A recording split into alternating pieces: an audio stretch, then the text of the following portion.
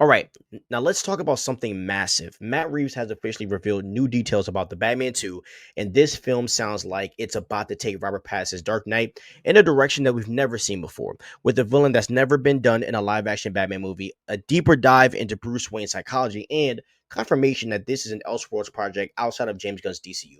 And we might be looking at one of the boldest superhero sequels of all time. So, welcome to the Loreverse, and today we are breaking it all down. Matt Reeves' vision, what it means for Bruce Wayne, who this mystery villain could possibly be, and how the Batman saga might evolve into something truly unforgettable. Now, Matt Reeves made it clear in his interview that the Batman saga is his own Elseworld story and that it's separate from James Gunn's DCU. That means that there's no need to connect dots to Superman or the larger DCU, and instead, Matt Reeves is laser focused on Gotham, on Bruce Wayne, and on crafting a grounded crime thriller universe. And here is his exact quote. He said this: "The things that this film does for his character, for Batman and Bruce, I think it has never been done before in this way.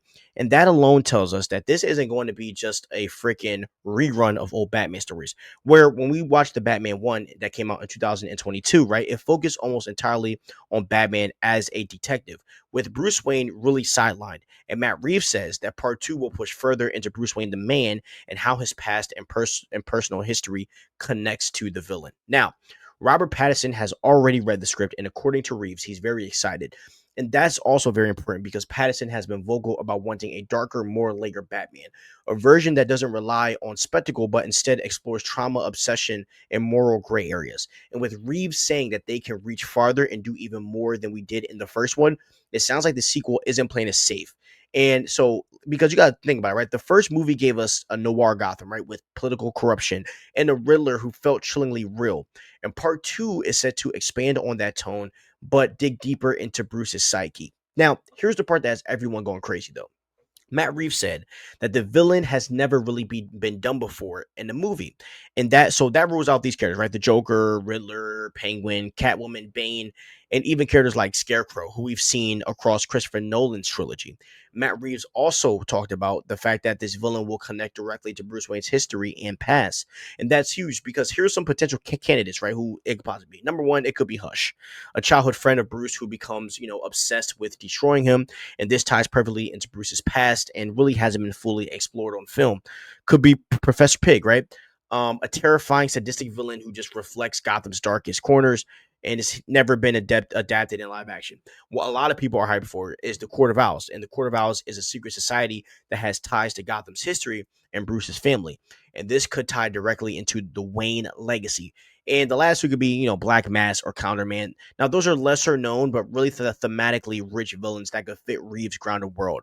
And if Matt Reeves says, it's never been done before in a movie, I think Hush and the Court of Owl are really the front runners of this. And because, they both connect to Bruce Wayne personally and could reshape Gotham forever, depending on what happens in the movie. Now, Matt Reeves also stressed that the part 2 will focus more on Bruce Wayne because the first movie leaned heavily on Batman. And this is exciting because it does mean we get to explore the duality of Bruce, not just as the man under the mask, but as someone that is struggling with his family's legacy, trauma, and identity. And this could mean even, right, we get to see Bruce forced to confront truths about the Wayne family, similar to what The Batman 1 teased about Thomas Wayne's corruption. And Matt Reeves is building Batman not as a symbol who already has it figured out, but as someone still evolving, still broken, and still human. Now, let's break down the Elseworlds approach. Now, Matt Reeves has also confirmed that the Batman saga is not a part of James Gunn's DCU, and this really makes the story incredibly freeing to an extent. Because Matt Reeves doesn't need to set up a crossover or shared universe. He can also take bold risks, kill off characters or reinvent villains without worrying about continuity. And it also means that Pattinson's Batman is in a lane of his own, separate from the DCU Batman, where we are going to eventually see in the Brave and the Bold movie. And this Elseworlds label ensures that Matt Reeves can craft his own trilogy, and it means that we as fans get two Batmen at once with two completely different tones. Am I the biggest fan of this? No, but this is just the reality of it. Now, Matt Reeves was honest about the Batman 3. He has no idea if it will happen. For now, the focus is on making the part 2 the strongest story possible. But here's the thing. If part 2 delivers the way Reeves is promising, there's no way Warner Bros. Won't push for a third. And with villains like Hush, Court of Owls, and maybe even the Joker waiting in the wings, the saga has endless potential. Now, Matt Reeves also talked about that once the Batman saga is complete, he thinks it will be a lot of fun to make a DCU project. And to me, that's fascinating because while his grounded Gotham works perfectly as a standalone Elseworlds, his eye for detail and character would work incredible in a shared universe too. And it's really too early to say what that might look like, but the possibility of Reeves taking on a DCU project in the future is very exciting.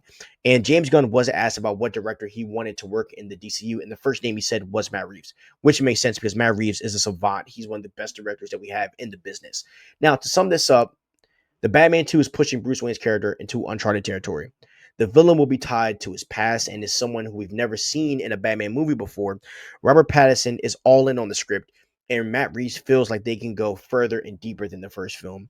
This is an Elseworlds project separate from the DCU, which gives it the freedom to be as bold as possible. And while the Batman 3 isn't guaranteed, Matt Reeves is excited about the future of this saga and maybe even about the DCU after it. And if the Batman was just to open an act, the part two might be the chapter that defines Robert Pattinson's legacy as the Dark Knight. I do believe that Robert Pattinson is the best Batman of all time already, and I think that this movie is going to be the greatest Batman film to date that we are ever going to see. And I'm really excited to see what they show us with Batman, and I'm more excited to see the upgrades that they're going to make too. So we'd love to hear what you guys feel about everything that Matt Reeves has said so far about the Batman. Do you agree? Do you like what's going on? Are you a merge bro like myself and you're upset about the Elseworlds? But I would love to hear what you think. Please like, subscribe, and ring the notification bell. And peace out.